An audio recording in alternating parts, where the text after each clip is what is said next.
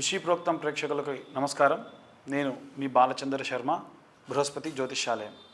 ఇప్పుడు మనము అక్టోబర్ మాస ఫలితాల గురించి తెలుసుకుందాం. వృశ్చిక రాశి వారికి సంబంధించినటువంటి విషయాలకు వస్తే, ఈ అక్టోబర్ మాసంలో కాస్త అనుకూలమైన పరిస్థితులు ఎక్కువగా కనిపిస్తున్నాయి. కానీ ఒక్క దూర బంధువులు లేదా ఆప్తమిత్రులు ఎవరైనా సరే ఆరోగ్యానికి సంబంధించినటువంటి ఇబ్బందులు అధికంగా మీరు యొక్క నెలలో వినడం జరుగుతూ ఉంటుంది. అవి కాకుండా మీ పర్సనల్ విషయానికి వస్తే ధనము, ధాన్యము, అభివృద్ధి వీటన్నిటికీ కూడా కాస్త మీరు ఎక్స్పెక్ట్ చేసినట్టుగానే మంచిగానే అంతా కూడా సవ్యంగా సాగుతూ ఉంటుంది. విద్యార్థులకు సంబంధించినటువంటి విద్యా సంబంధిత విషయాలు కూడా మీరు అనుకున్నట్టుగానే చాలా అద్భుతంగా కూడా ముందుకు వెళ్తూ ఉంటుంది. వ్యాపారానికి సంబంధించి మీరు ఎంతవరకు అయితే రావాలనుకున్నారో అంతవరకంటే అద్భుతంగా అత్యద్భుతంగా ఉందని చెప్పము. అలా అని చెప్పి నష్టం కాకుండా ఈక్వల్గా ప్రశాంతంగా ఈ నెల గత నెలలాగా అంతకు ముందు మీరు చూసినటువంటి లాభాల బాటలోనే ఇప్పుడు ముందుకు వెళ్తూ ఉంటుంది అన్ని రకాలుగా కూడా. ఇక ఉద్యోగస్తులకు సంబంధించి రాజకీయ, సినిమా రంగాలకు సంబంధించిన విషయంలో ఎవరైనా సరే ఉంటే కనుక కాస్త అమ్మవారికి సంబంధించి ఈ యొక్క అక్టోబర్ మాసం ప్రత్యేకంగా ప్రతి ఒక్కరికి కూడా అమ్మవారికి సంబంధించి చెబుతూ ఉన్నాము. దాంట్లో శైలపుత్రీదేవికి సంబంధించినటువంటి ఆరాధన చేయడం ఉత్తమము. ఎందుకండి శైలపుత్రీదేవి అంటే పర్వతరాజ పుత్రి, శివుడి యొక్క భార్య, అంత శక్తి ఉన్న అమ్మవారు దాక్షాయిని అమ్మవారుగా పుట్టి ఖననమై మళ్ళీ తిరిగి పార్వతీదేవిగా మారడానికి, అంటే తన రూపం తాను దాల్చడానికి ఎన్నో రకాలైనటువంటి కష్టములు పట్టింది. అలా ఈ రాశి వారికి కూడా ప్రత్యేకంగా ఏమిటంటే వారి వస్తువు వాళ్ళు తీసుకోవడానికి కూడా ఇబ్బంది పడతారు.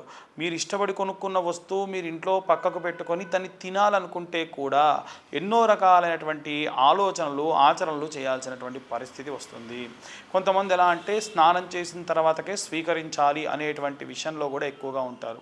అలా ఇంకా ఎన్నో రకాలైనటువంటి విషయాల వల్ల చిన్న చిన్న వాటికి కూడా ఎక్కువగా మీరు కష్టపడాల్సి రావడం ఈ యొక్క మాసంలో జరుగుతుంది. కానీ మీరు అనుకున్నట్టుగానే ఖచ్చితంగా మీరన్నీ కూడా పనులు చేయడము, దిగ్విజయవంతం ముందుకు వెళ్ళడం లాంటివి సహజంగా జరిగిపోతూ ఉంటాయి.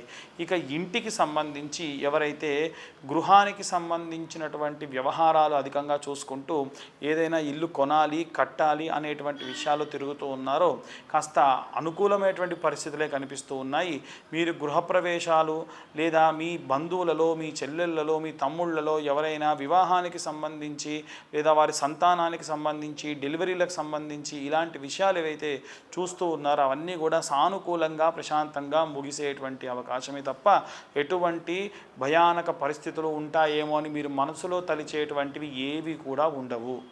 ఇకపోతే అమ్మవారికి సంబంధించి శైలపుత్రాదేవికి సంబంధించినటువంటి శైలపుత్రి అని అమ్మవారు ఉంటూ ఉంటారు.